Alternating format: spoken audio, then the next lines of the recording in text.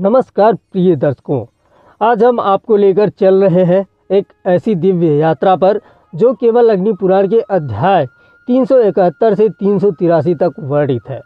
इस कहानी में हम जानेंगे नरकों की भीषणता, पाप और पुण्य का फल, आत्मा की मुक्ति का मार्ग और अंततः उस ब्रह्म ज्ञान को जिसे जानकर मनुष्य जन्म मरण के बंधन से मुक्त हो जाता है। तो आइए आरंभ करते हैं इस इंटरेस्टिंग कहानी को। नरक से मोक्ष तक की आध्यात्मिक यात्रा। नरकों का भीषण वर्णन। अग्नि पुराण में यमराज द्वारा बताए गए नरकों का उल्लेख भयावह है। इन अध्यायों में यह बताया गया है कि प्रत्येक पाप के लिए एक विशेष प्रकार का नरक निर्धारित है, जहां आत्मा को उसका कर्म फल भोगना पड़ता है। रोक नरक, जहां हिंसा करने वाले जीवों को भेजा जाता है, वहां उन्हें लोहे की जलती हुई सलाखों से पीटा जाता है।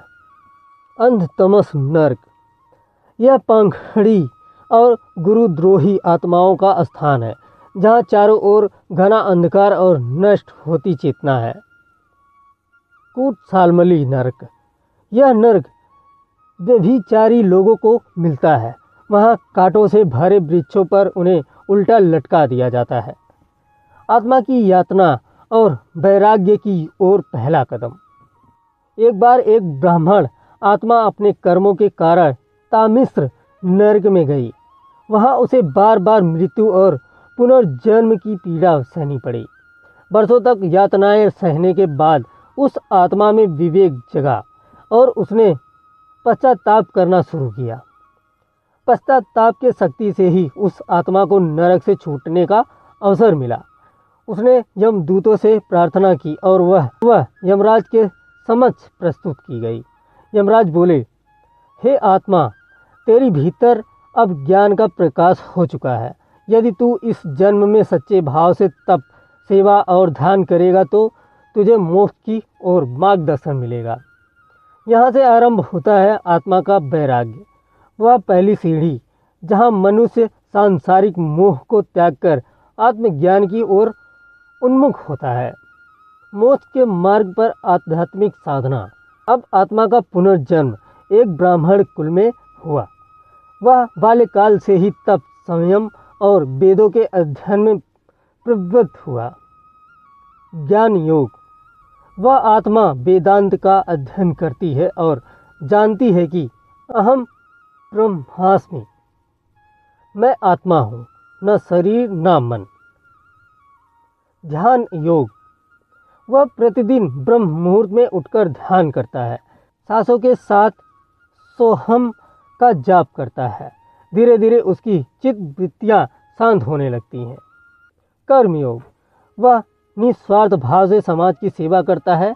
गौ सेवा, अन्न सेवा और शिक्षा दान उसका उद्देश्य अब केवल आत्मोत्तृत है। इन साधनों से वह आत्मा अब ब्रह्म ज्ञान की ओर अग्रसर होती है। ब्रह्म ज्ञान की प्राप्ति और आत्मा का मोक्ष। एक दिन वह योगी हिमालय की गुफा में बैठा ध्यान कर रहा था। उसकी समाधि इतनी गहन थी कि वह देहाभिमान भूल चुका था। तभी दिव्य प्रकाश प्रकट हुआ। ब्रह्मा जी, विष्णु जी और शिव जी तीनों प्रकट हुए और बोले, हे आत्मन, तूने अपने पापों को तपस्या से जलाकर भस्म कर दिया है। अब तुझे वह ब्रह्म ज्ञान प्राप्त होगा जो सारे ग्रंथों का सार है। वह योगी आनंद से भर गया। उसने पूछा, हे प्रभु, ब्रह्म ज्ञान क्या है? भगवान बोले, जो तू है वही ब्रह्म है। तू सर्वस्व है, अजर, अमर और चैतन्य है। आत्मा शरीर में नहीं रहती, शरीर आत्मा में निवास करता है। वह आत्मा उस क्षण स्वयं को समस्त ब्रह्मांड से एक अनुभव करती है। वह देखती है कि न वह जन्मती है न मरती है, न वह सुखी है न दुखी। वह तो मात्र साक्षी है, परम साक्षी।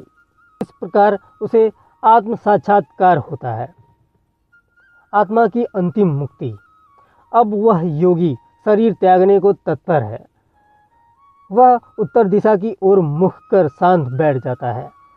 प्राण अपान में, अपान सम में, सम प्राण में और अंत में सब कुछ आत्मा में लीन हो जाता है।